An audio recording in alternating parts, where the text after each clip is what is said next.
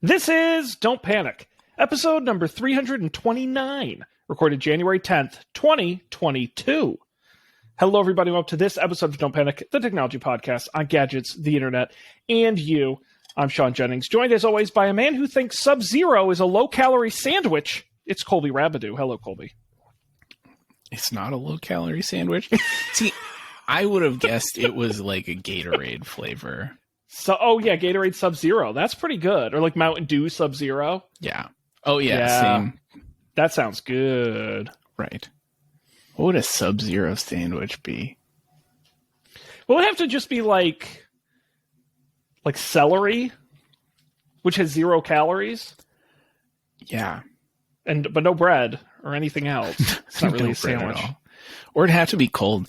Are there like ice cold sandwiches? Ice cold sandwiches. You may have really come up with that. I guess an ice cream sandwich. An ice cream sandwich would be a Sub-Zero sandwich. I guess that's true.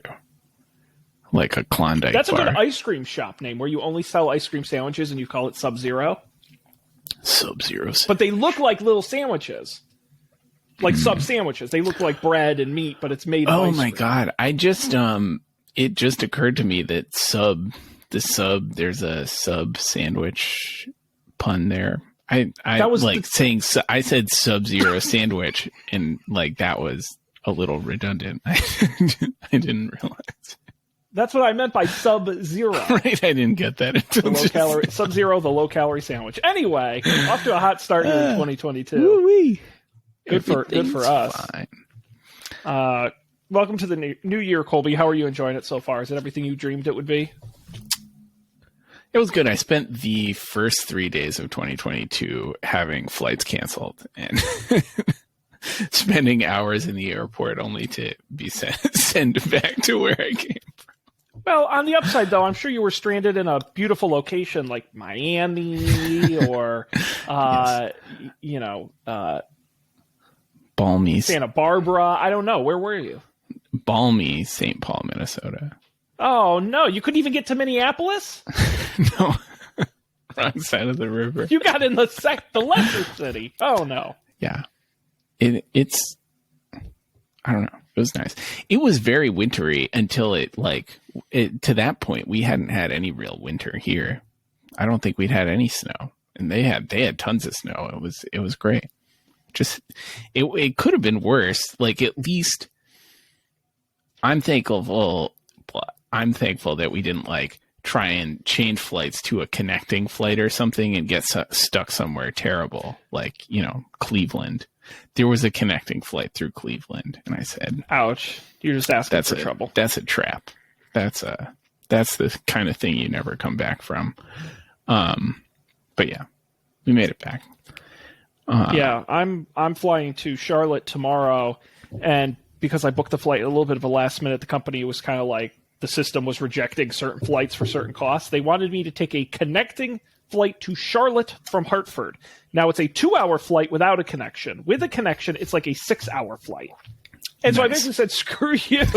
My time is worth something. You can pitch in a little extra on the ticket and get me a direct goddamn flight.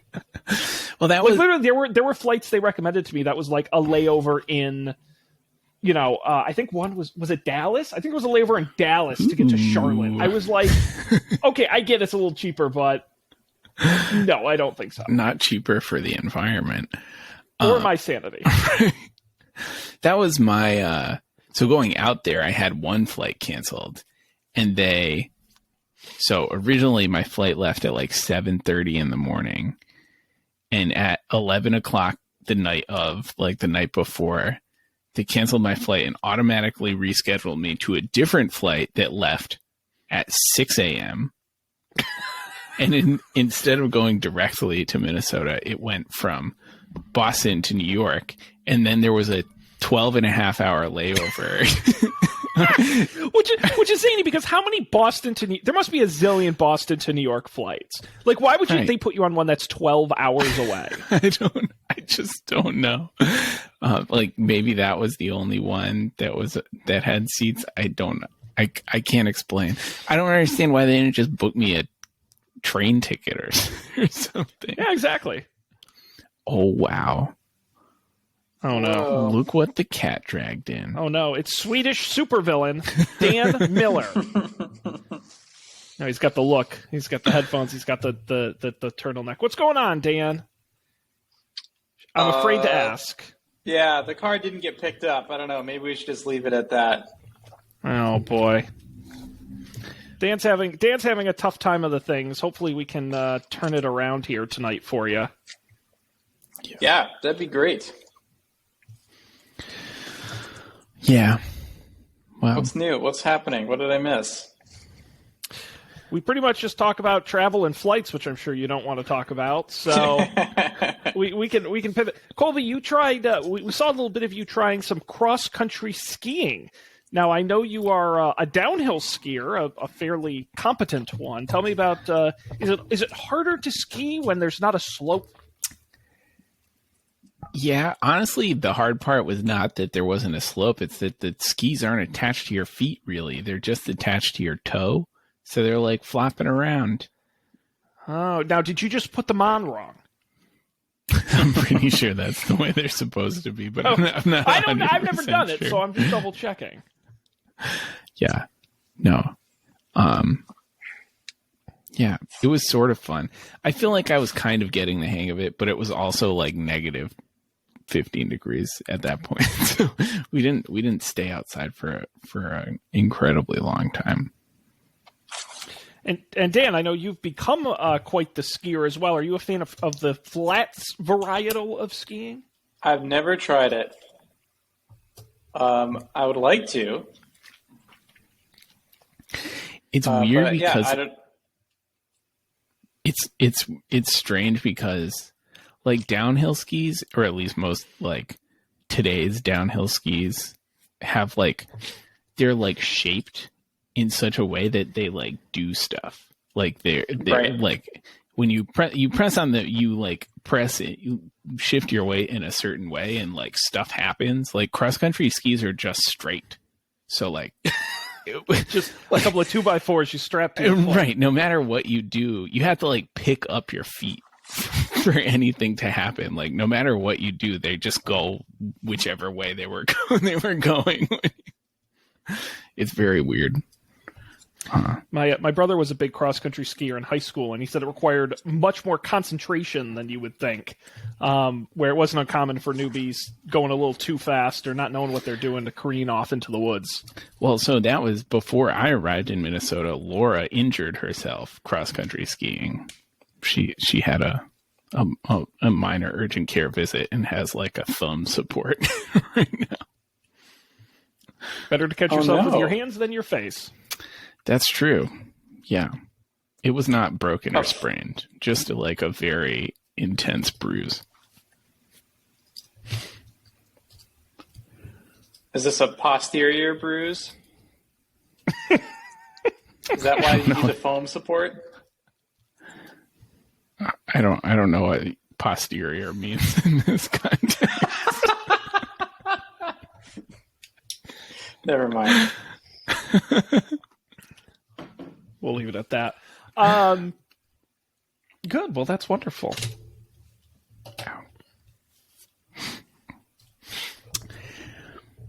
Yeah. How was your holiday, Sean? Did you get up to any hijinks? Absolutely not. I didn't go anywhere or do anything. I barely left my house. It was wonderful. I cleaned out my storage unit, which was pretty cool. There was a lot of junk in there that I got to chuck and get rid of, and then some old. I wish I had some. You know what I did find? There's a technology angle here, which is I found. You guys remember back in actually I know the year 2005 specifically was a lot of this, where hard drive space was very expensive, but blank DVDs were not. Mm-hmm. And so what I did was I burned all of my files onto DVDs, like this one that says tech stuff. I must have had 50 of these with files on them from 2005 I found in a box. Do you know how hard it is to get files off of one of these in 2021? I can only imagine. Basically impossible. So not only did I have to track down an external disk drive, I found out that these are all written in some weird Windows format from 2005 that does not open on a Mac. So I had got to experiment with Parallels, which we can talk about, and actually was a wonderful experience. It's the best Windows experience I've ever had. It was pretty freaking cool, especially the way it worked with Mac. But anyway, and so I spent like several days just transferring files off of DVD, most of which was when I was in middle school, I was a big film kid. I used to have like literally a VHS camcorder that I digitized all the footage of back in 2005. I was editing digital video in 2005. So I have a bunch of embarrassing footage of me from 2005 that is hopefully will never be seen by anyone on Earth. But I kept it all for some reason, and now I have it in my Dropbox for whatever that's worth. You shared one somewhere, didn't you? I shared some screenshots on Instagram. Got it. On my story, and that was just the tip of the iceberg. Because I was mostly a behind the camera guy, but I did do some on screen acting, and I was such a little dork. It was amazing. But we shot. I mean, this is not a pat on the back thing, but I was legitimately in 2005. I had a capture card. I was pulling VHS footage into my Dell giant desktop with Pentium 3 or whatever, and was editing video at the time. In retrospect, it was like, wow, that's nothing to sneeze at. You were on the cutting edge. I mean, I literally was the first student in my school district to ever submit a shot and edited video as a school project. I was also the first student to ever give a PowerPoint presentation in a class. So, yeah, so that was neat. It was neat to see all those. But damn, don't ever do that. It was such a pain. But Parallels was great. I ran Parallels with Windows 11, and it was insanely fast. It worked great. And then I didn't know that. I thought when you ran something in Parallels, I'd never done this before, that it just like ran in a window. But what I didn't realize was like you can like easily like open a file on your Mac and have it open in the Windows on Parallel. Or like you can save a file in Windows, but it'll also be like I didn't realize they were so tightly integrated. It was amazing. I forgot That's about cool. that. I haven't used Parallels since like probably like the first Mac I ever had. But I remember there were things where like allegedly you could configure it to do stuff like that, but I always failed at configuring it to like it never worked. Well, I think part of it too is that it actually runs, because I'm on the M1 MacBook Pro, it runs Windows 11 ARM edition. So it's not the actual full, and they're like, some programs might not work. I didn't do a ton with it. I didn't experience any issues. But I think that's partly why it was so fast and partly why they were able to do, I don't know if it's that complementary in a traditional Intel system. So now, literally the fastest Windows computer I've ever used. What specifically did you use to get those files and stuff? Like, I wouldn't have thought that Windows ARM would be able to read super old Windows files. I'm not an expert in file formats and in disk formatting, but basically what happened was I would hook them up, try and open them in Finder, and it would say the disk was empty. And I said, I know it's not. And when I would hook it up in Windows, it would say there were files on the disk. So however they were burned at the time, Mac would not recognize it, but Windows would. Cool. So thank goodness that worked, because I don't own a Windows computer at the moment, so I kind of would have been in trouble. I didn't realize that. Yeah, like your motherboard something. I no idea, but even I have a very old external DVD drive that I had in a drawer somewhere I pulled out, and even that didn't want to work with the Mac right away, and I kind of had to finagle it to even get it to read the fact there was a disk. But as soon as I put up Windows, read it right away with the USB, no problem. Read the disk, easy breezy. I mean, like, I have this really vague memory of like when I was in California at Facebook. I remember someone like giving a presentation or something about how like they were investing in like DVD storage as a like like storing crap on DVDs at scale, like things that you didn't really like I don't know, like old analytics and crap. Like it was called like cold storage or whatever, and they put everything on DVDs because it was cheaper. I wonder if they're still doing that, or if the this was for Facebook the business. Yeah. I think they must. Well, I don't know. I know that tapes. People used to use tapes for stuff like that because it was super cheap, and I think possibly more durable than DVDs. Like it would last longer, but maybe that's changed. Yeah, I don't know. This was a very long time ago. My memory is not what it.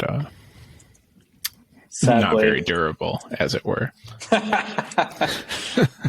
But it's also funny because I have giant, in addition to the discs, I have a couple of giant hard drives that use some kind of connector that's a zillion years old and will never convert like through 16 adapters into USB-C or something. Firewire 600. It's just like SATA to eSATA to, it's like all these different, I've got every adapter in the planet and I can never get, I don't think I'll ever be able to get the files off of these, but.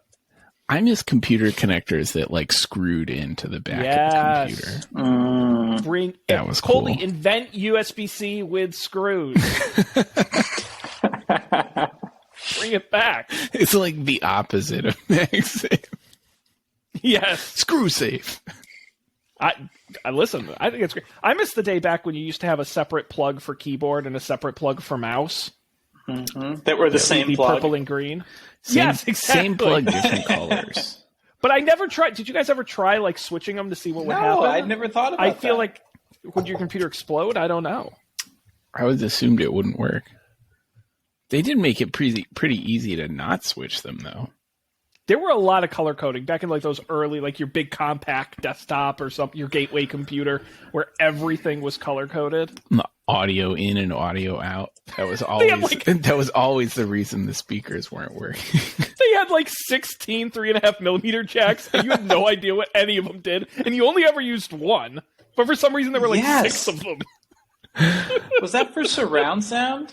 I think it was like, and then there was probably a digital output that no one ever had the equipment to use. And then you're right. I think some of it was surround sound too. So funny. Oh, I missed that. I miss those kind of wires. Now, like, these days, all I have are chargers. Like, I have a drawer full of chargers. Can never find the charger I need, but I have a drawer full of chargers. But I don't have any, like, peripheral connectors. That was more fun. Yeah, when you would have the one cable for the thing and it would only work for that thing, and God forbid you ever lost it or broke it. Yeah. I found, so actually as part of my storage unit clean out, I went through all my tech drawers, which somehow I do every 2 years. I do a big cleaning and throw out 2 garbage bags worth of stuff. I don't know how that happens. But I did find I do have an original 16-pin iPod cable. Ooh. Why I'm keeping that, I don't know. But if I find an old iPod, I'm going to be covered. Nice. Yeah. I don't miss these days. I like USB-C getting plugged into everything. I accidentally forgot my it's been so long I don't even remember what I forgot. I forgot my iPad charger, but I had my Nintendo Switch charger, so it's fine. Don't need it.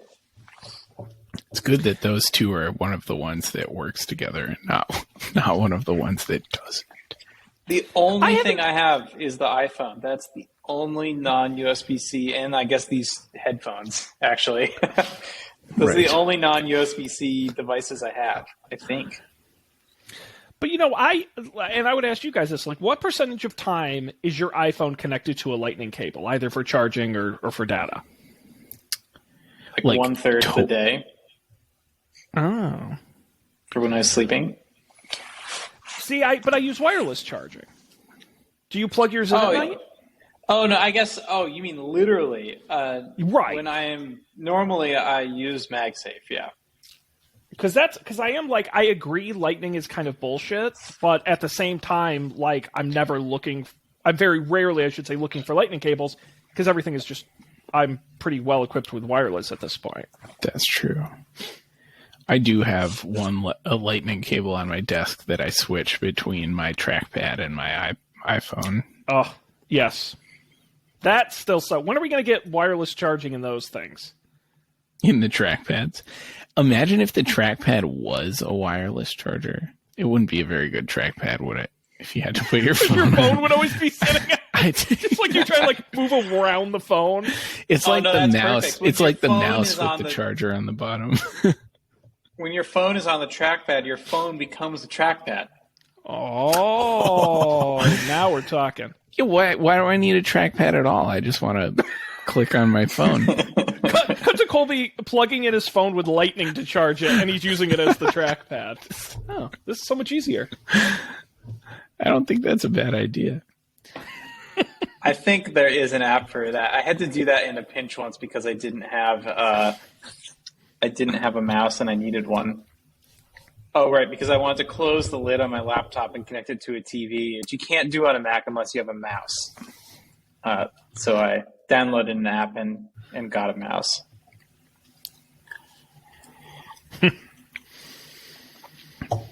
Well, go ahead, Colby. Well, I was going to say a thing I started doing this week that I really like so far is you can AirPlay to your Mac now. I do that all the time. I do it while I'm working. I just AirPlay stuff from my phone to the computer that I'm sitting at. It's surprisingly convenient. It's like Overcast still doesn't have a Mac thing. Oh, I see. So you have your headphones plugged into the computer, and then you're... yeah, or I'm just sitting at the computer and I want like the podcast that I was listening to pop out the speakers. Nice, or like a YouTube video or something? Well. Yeah. I haven't really tried it for video, which is the thing I thought I was going to like it for. Just been using it for audio. I hadn't thought about that. Yeah. But anyways. Connectors. Guys, it's that time of year. It's that time. No, it's not the holidays. No, it's not New Year's. No, it's not Valentine's Day, although if you go into your local store, you'll see they're all ready. No, it is CES, the Consumer Electronics Show, and though it didn't happen this year in person, there were still a lot of exciting announcements. And I've collected some of the zaniest CES. That's right, no real news, only weird announcements. We love it on the show. We've done it every year. So, guys, We've got about 9 different links here in the rundown of some of the weirdest and wackiest of CES 2022. I'll give you a minute to peruse some of these URLs if one is sticking out to you. Have you heard of any of these? See what's... It's a wide range. We've got everything from cars to appliances to robots to computer accessories to TVs. Quite a selection. I'm trying to find the most boring one, which I think has to be the curved gaming monitor. Don't we already have curved gaming monitors? Oh, Dan. There are curved gaming monitors, and then there are curved gaming monitors. Oh, okay? my. This is the Odyssey Arc from Samsung, its largest curved monitor yet. It's 55 inches. That's like TV on your wall sized. Let's see here. Is it vertical? It can be rotated. It can be rotated. So the screen will actually start on your desk and it will curve up over your head. No firm price or release date yet, though it features quantum dot color and mini LED backlighting. They say it's a curved 55-inch display with a 16:9 aspect ratio. So it's not a super wide curved. It's actually more of a traditional widescreen curved. It's just really big. It includes a new vertical cockpit-style rotating display. Allows portrait or landscape orientation for multitasking and multi-window setups. Sean, question for you. Yes. What is a quantum mini LED display? So I like to pretend I know a lot about a lot of things. Monitor technology that sounds made up is something I don't. I think they're just smaller LEDs. Is the answer I'm going to give you. I don't actually know what makes it better. I'm just going to assume it's very good. Quantum. I'm going to look into this. I will say, and they have some pictures of in this article of folks sitting there using it. And I'm going to be honest. I think about it. Right, I use 2 monitors either at home or at work, side by side, and my eyes are constantly going left and right. Is it really crazy to think that you couldn't multitask vertically? I mean, this photo shows it almost being 3 monitors, really. If you think about a 55-inch screen, 3 monitors that go up over your head. So when you don't need that top monitor, it's essentially out of view because it's up over your head, though you can look up at it occasionally. I wonder what the ergonomic impacts of a screen like this were. I'm surprisingly into it. I have Imagine you get 3 of these. A new monitor. Oh my god, my brain would explode. That should be great. And it takes up a lot less desk space, right? I mean, obviously you need vertical space, but it's only as wide as a normal monitor. Essentially, it's just 3 monitors high. I kind of like it. It doesn't excite me in landscape. In portrait and vertical, right. That's pretty dang cool. See, this is the kind of ridiculous monitor I have room for in my tiny apartment. It is? Yeah, why not? Because it's vertical? Yeah, vertical space I got in spades. Well, that's true. Well, yeah, I mean... You didn't know Colby has the tallest apartment in Boston. Goes on for days. I stayed in what was referred to as the narrowest apartment in Dublin. It was just really long and narrow this way. Colby's, it's just a ladder. You get in and you just walk straight up. It's the only 8-story apartment in the city. It was actually it used to be the garbage chute for the apartment building, but then can't really do that anymore. So they built an apartment. Hey, look, they put a bathroom in. It's a legal living space. Don't ask how they did it, but they did. Vacuums. Well, the bathroom part, they just left that as the garbage chute. So everything south of there, it just goes down. Now, did you guys also see, I'm going to paste it in the spreadsheet here right next to that article. Did you see the reclining chair?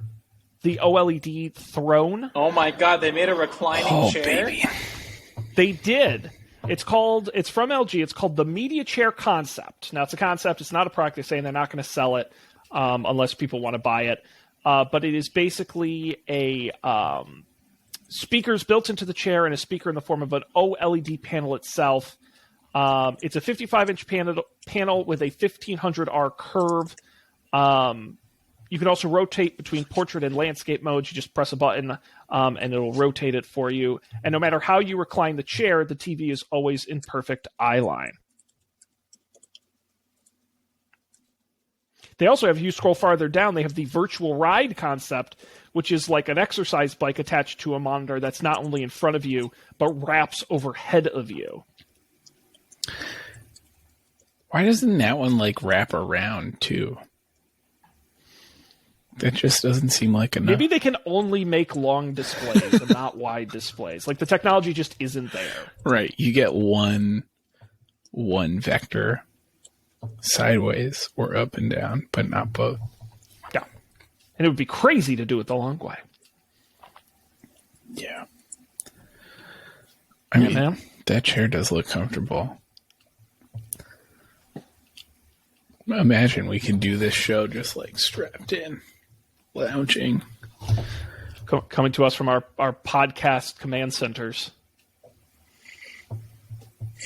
Oh, that'd be cool. So there you go. I would say of all the things on this list of stuff we're going to talk about, this may the Samsung 55-inch curved monitor may be the one I'm most likely to purchase. That may not be saying much depending on what else we talk about, but it does seem at least realistically useful. All right, let's see. What else is in here? Well, speaking of charging cables, who needs them? What an excellent setup. I love gimmicky CES headlines. What if your TV remote could use radio waves from your router to charge itself? What? Yeah, apparently it can. Samsung is back with their Eco Remote for their line of 2021 TVs. Previously, they had done an Eco Remote that used solar power, but this new one added RF harvesting capabilities that collects routers' radio waves and converts them to energy. It can be charged both from, in addition, it can be charged both indoor and outdoor light. It's still solar, as well as over USB-C. Samsung has previously estimated that switching to solar-powered remotes could avoid 99 million discarded batteries over the course of 7 years. It does not say how the technology works, so I'm going to quickly Google RF harvesting while you guys share your thoughts.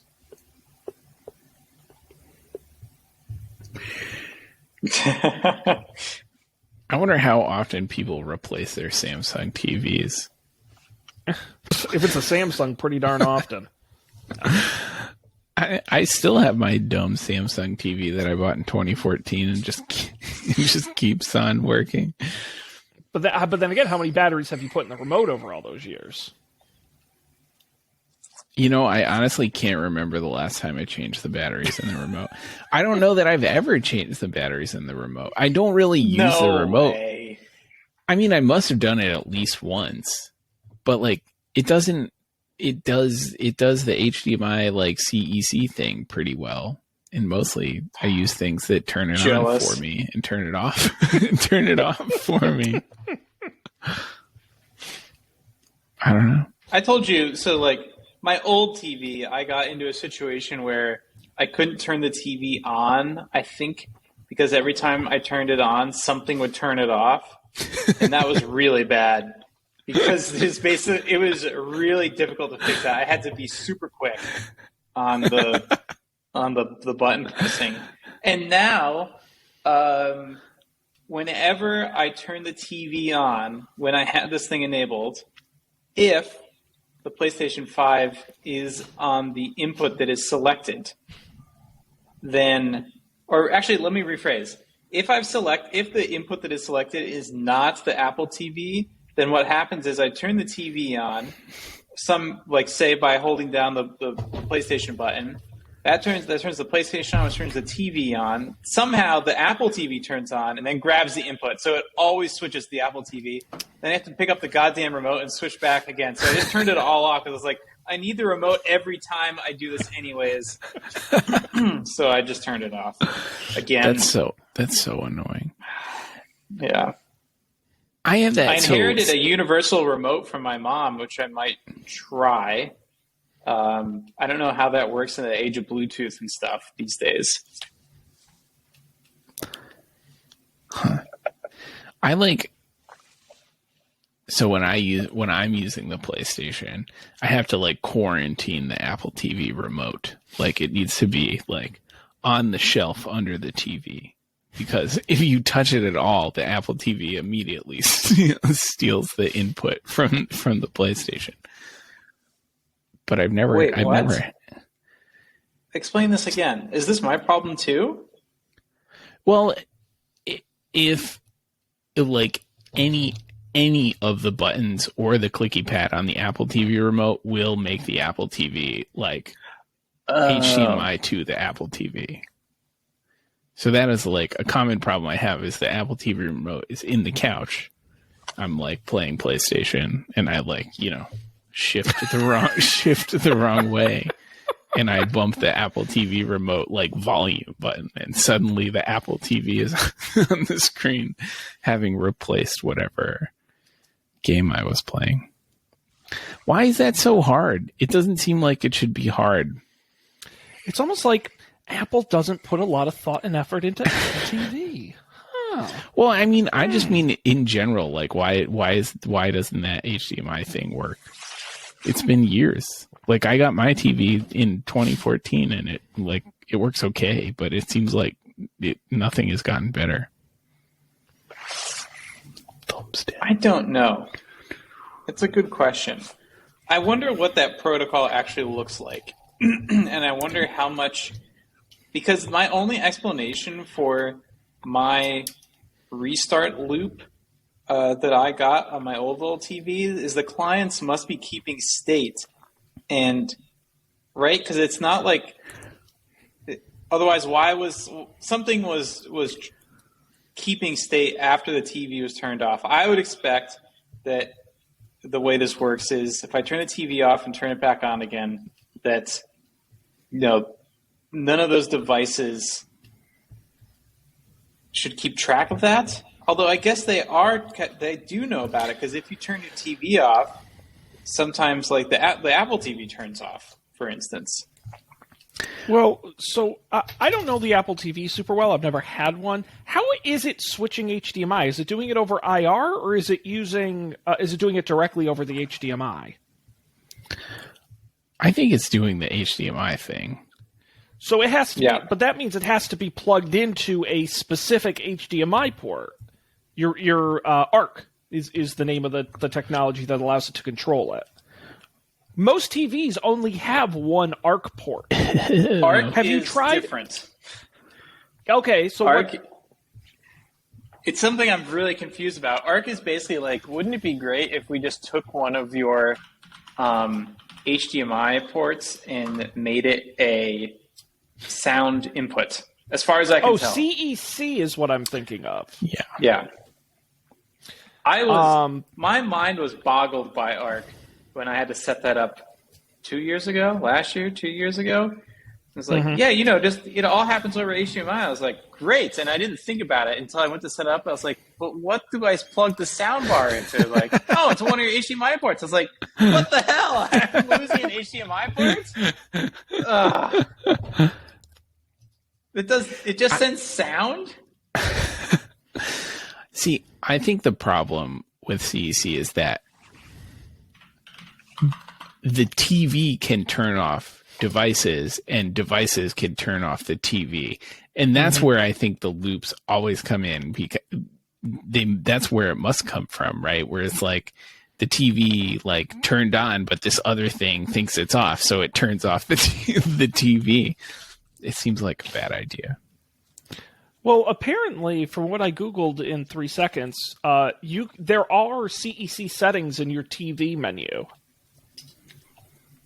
So you may be able to play with those and adjust them to do certain things or turn some on and off. My TV has on or off. Yeah, I'm pretty sure that's what both of mine have had too. They're not very extensive. It's a bummer. Yeah, it's weird. It seems like such a good idea. It does mostly work on my TV, but it seems like everyone has a bad time using that, which is also weird. It's a shame. Well, maybe this is a good segue to talk about what Sony announced on their Bravia TV line, which I didn't even know they still made those, but whatever. They announced the Bravia Cam, which you'll be able to purchase as an add-on to your Bravia TV, and it does a couple things. One, the Kinect is back. You can use gestures to control your TV. If you close your fist, it'll turn it off, or if you wave, it'll pause it. It's pretty interactive and in your face. The other feature it has is a proximity alert, where if you sit too close to the screen, it'll tell you to get back. You're too close to the screen. It can also be used for what they call viewing distance compensation, where the brightness and voice emphasis are adjusted automatically based on how far away you're sitting. Even the right and left channel can balance based on what side of the couch you're sitting on. That's kind of neat. I feel like the too close thing is stupid. Like, what are you going to do? Move your couch?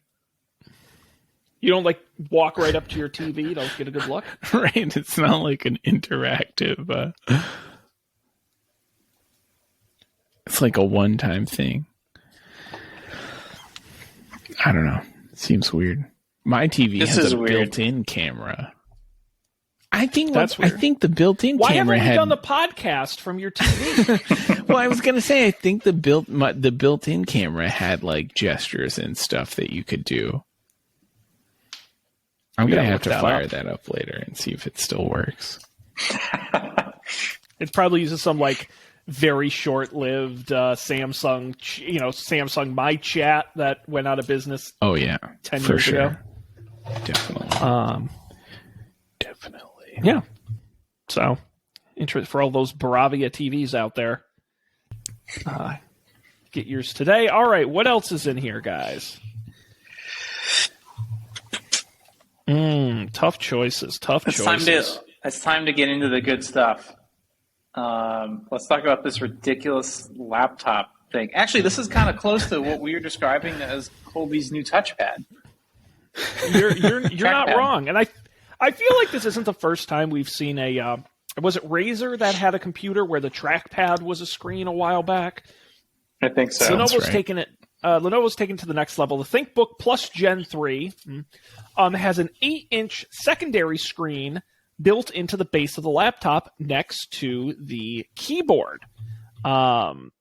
It's wide. It has a 21 by 10 aspect ratio.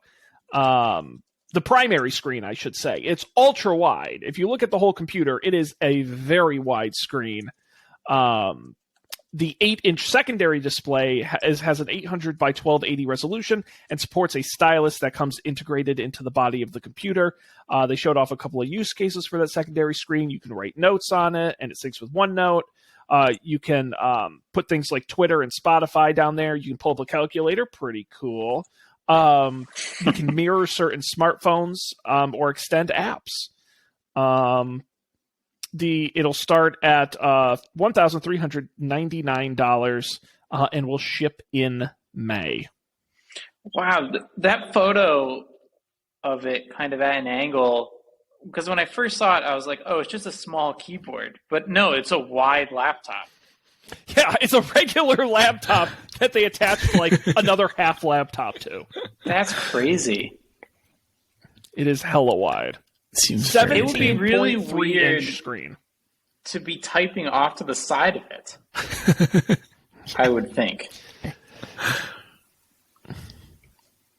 I guess it looks like something that. You remember? I feel like this was a thing that people did to make fun of Apple for a while, where it was like, "Oh my God, I got the iPad," and they tape like 4 iPhones together, or like they Photoshop 4 iPhones together. This looks like that. This looks like a 2011 Apple send up of some kind. And it doesn't like the bottom screen doesn't really integrate it does look like an Android tablet. They just snapped into the bottom of it. It doesn't really like flow nicely into the design. I'm sure that's what it really stands out. Right. Because I almost do wish, like, if they had said, oh, and by the way, click a little button on the side and it pops out and it's a tablet you take, I'd be like, okay, that makes sense. Wow. Hey, Asus has made some weird laptops. Do we remember this one? I'll put it in the chat in here. Look at this. I forgot about this. We must have talked about this. It looks like a giant foldable phone, but half of the bottom screen is a physical keyboard.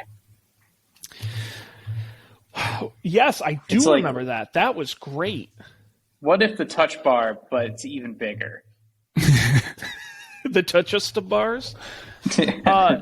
I have to let me see if I can pull it up. I cut it from the rundown because there wasn't a lot to talk about. Oh, here we go. Asus announced a foldable display laptop. Now it's my turn to put something in the chat here.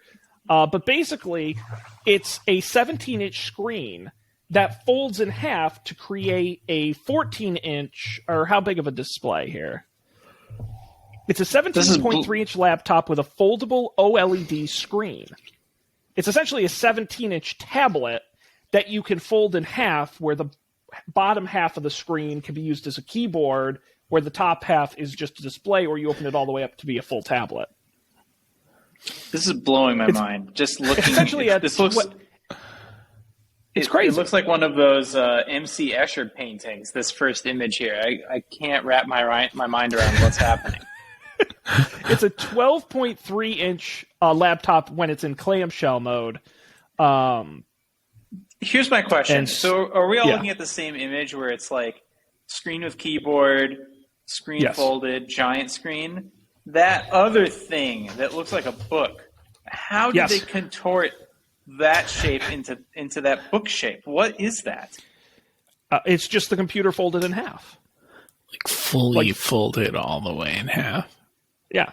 But okay, I see. And That the keyboard is contain the just keyboard. like a separate thing. Yeah, that's just an accessory. Okay. Because what would happen is when you're running Windows or whatever, and it was folded in a clamshell laptop mode, the bottom part of the screen would have an on-screen keyboard, essentially. Got it. Which they don't really have pictures of, which would be helpful. Yes. And no pricing either. God forbid, who Right. knows what that'll be. See, this is more compelling to me than like the folding phone, I think.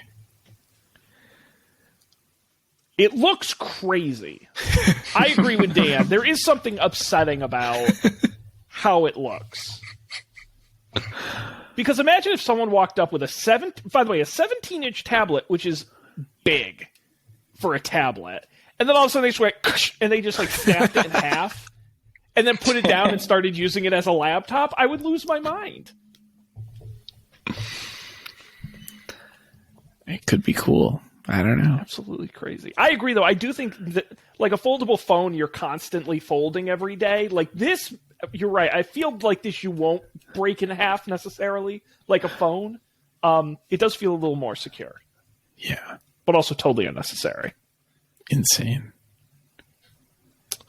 So, anyway, something to look forward to. I know you guys are big into Windows laptops, so get excited.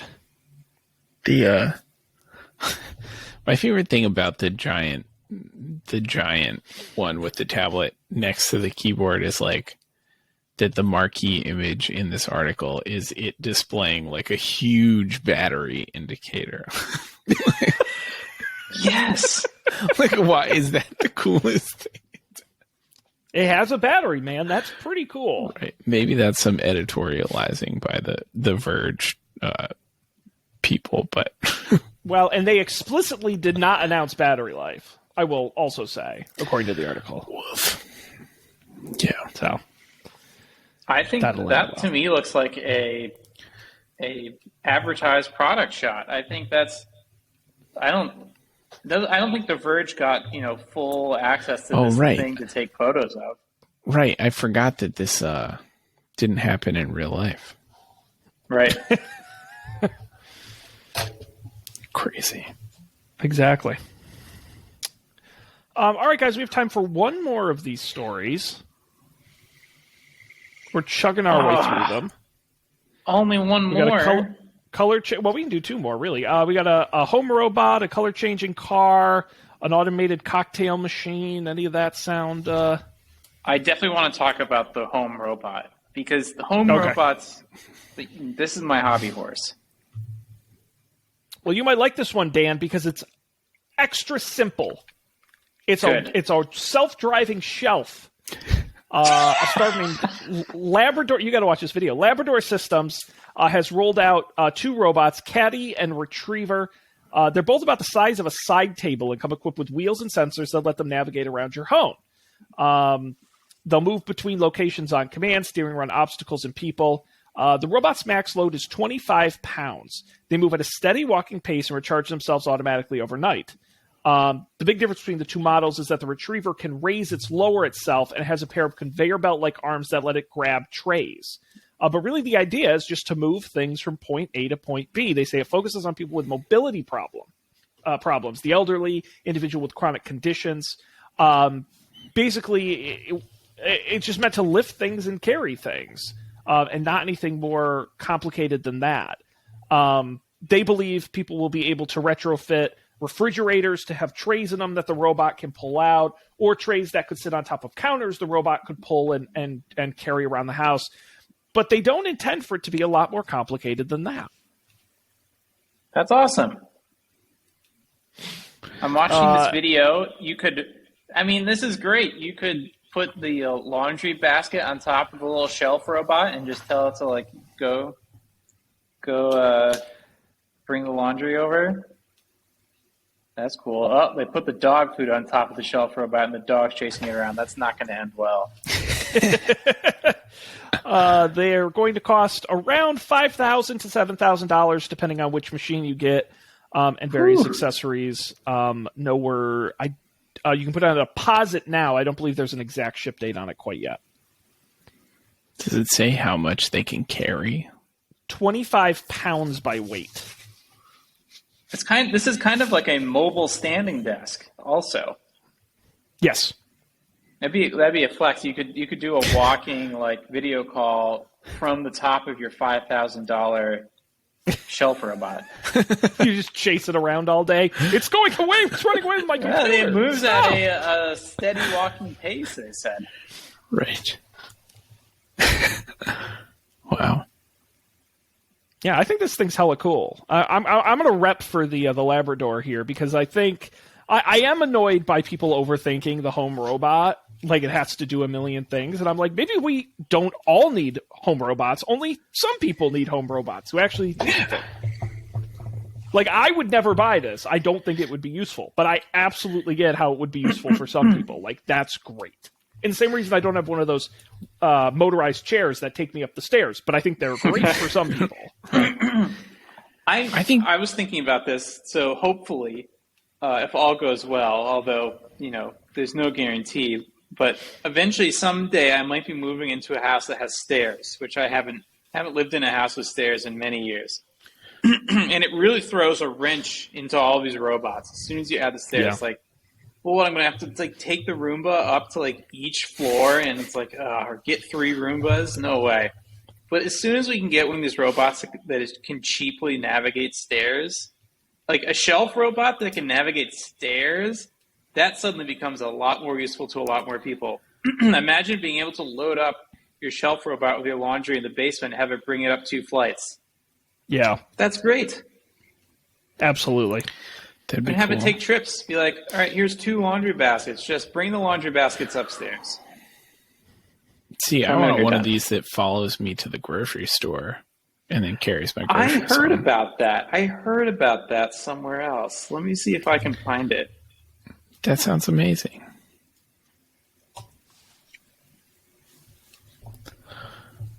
Grocery bot. I think, Dan, you just need to strap some drone wings to your Roomba. That's my suggestion. Then it could just fly itself around the house wherever it needs to go. Okay, I found it, Colby.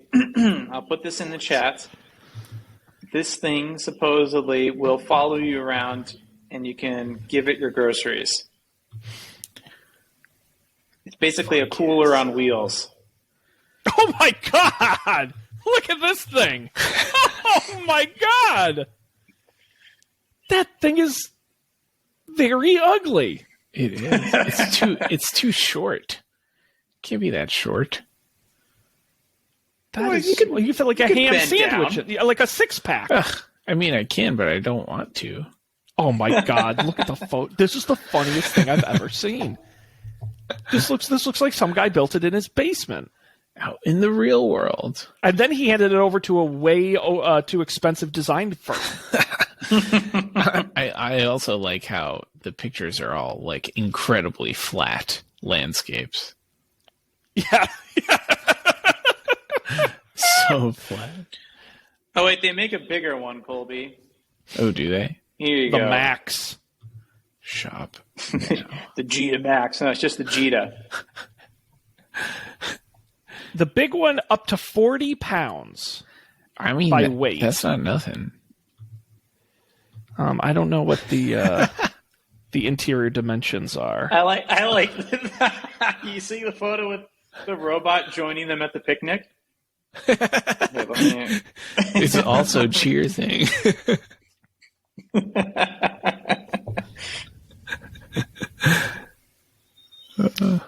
I also love these quotes. Brian Kirshner says, Gita's sound and aesthetics are endearing and make me want to turn it on.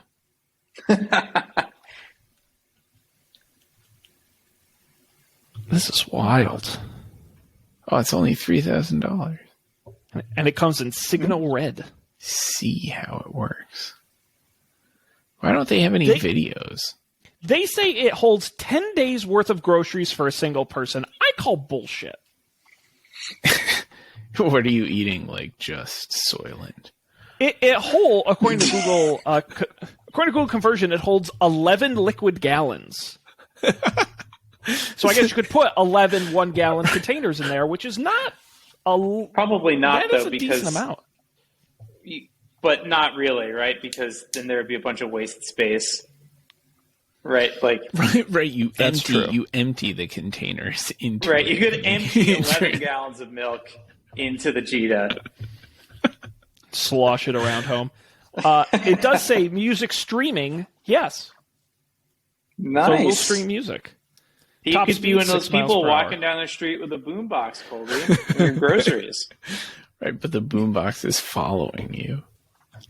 This is upsetting.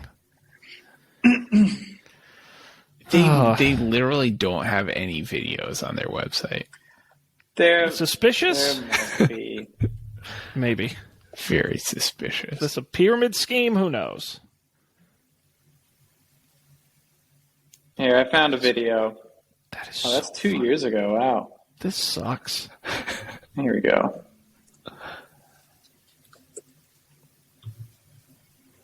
YouTube. Hang on. Every time I use a non-standard browser, I'm like, what? YouTube has ads? Why? This is so alarming. Yeah, if you fast forward to like 50 seconds into that video, you can see some action. See, I'm watching him open it up. He puts in a bag of potatoes and like one. Yeah, so if it's one large reusable shopping bag. Great. I mean, 40 pounds does feel like a lot. But is this really that different than a wagon that you pull? I mean, seriously. Because if you're going to go through the effort of like, what do you do with the robot when you're in the store? Does it follow you around in the store? That's a good question. I mean, these are the questions. Do you park it outside? Really well. It works really well in COVID times because you can just do your curbside pickup. But that's the thing. So if I could just send this thing to the store without me, and the store could put my stuff in it, then we can talk. I mean, it seems like it's. Oh no.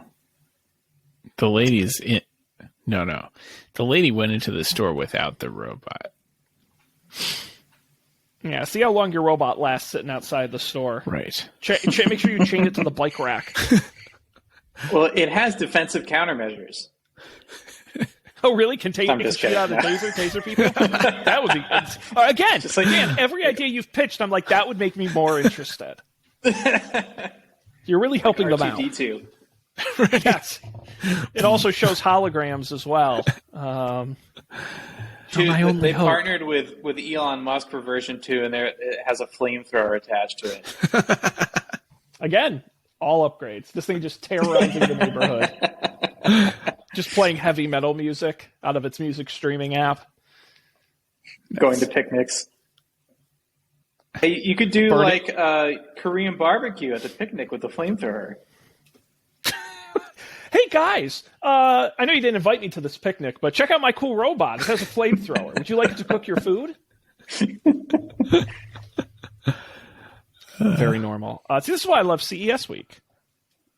What a time to be alive. Think of if we hadn't talked about all these stupid things. Anything else, gentlemen? You wish to share? No, I want Jita and Labrador to team up and make. I want an off-road Labrador that can come with me to the grocery store, and I want it to come into the grocery store. You want Gina and Labrador to have a baby. Exactly. A horrible mutant offspring. Yeah, of course. It's fine. Someday. Until then, you'll just have to slog through it yourself. And speaking of slogging through things, make sure you check out our website, don'tpanic.io, where all of the shows are, the audio, the video.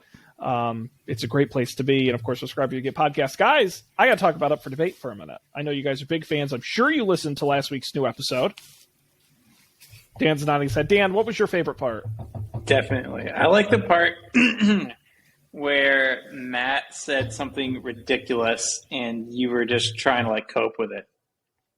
Believe it or not, you struggled. This may be the most Matt-invested episode we've ever done. He hosted the show, basically, because we talked about 2021's James Bond thriller, No Time to Die. It's a 2-hour episode. And I got to tell you, Matt probably had more opinions about that than anything I've ever known him to have opinions about. And he was he was begging, because he saw it in theaters way back over the summer or whenever. And he was like, Sean, we got to do it on the show right away. And I did not want to go to the movie theater. So I just saw it. So he's been sitting on these opinions for months. And so it's genuinely a very good episode where we really do talk about the end of the Daniel Craig era. If you have any interest in James Bond, certainly watch the movie first. But then I do recommend you listen to the episode over at UpForDebate.tv or wherever you get podcasts. It was a really good one. And next week, we are going to, in our long string of defunct football leagues, we're going to be talking about the USFL. The short-lived 80s football league that is coming back this year. They're bringing back the USFL. So we're going to do a whole episode. You can learn all about it on that upcoming episode. Didn't you already do a thing about the defunct football league that came back? The XFL, that's right. Now we're slowly working our way. Wait till we get to the World Football League. We're working our way through all of them. We're connoisseurs. And this was Matt's idea, for the record. They are bringing it back this year. Matt was like, we should talk about the USFL. I'm like, what about it? But there actually is a really good book. And the original one has an incredible history for the couple of years it ran in the 80s. Major NFL talent. And a certain rich businessman joined the league late and crashed it into the ground. Can you guess who? Yeah. That guy from Tiger King, the biker dude. No, close. It's everyone's favorite reality show host and notable casino owner. No. You're again close. I won't spoil it for you. You're going to want to check out our episode to find out who could I be talking about. But yes, he did own a team in the USFL, so an interesting story there, guys. What a pleasure it is to be back. What a great start to the year. We got a whole year coming of great Don't Panic. I'm very excited if Dan ever eventually gets to the West Coast. We're all rooting for you that Thanks. You may eventually get there. Someday. That's right. But until then, we got to end it here. So on behalf of Colby and Dan, I'm Sean. We appreciate you, as always, being here. We're going to see you next time for another excellent episode of Don't Panic.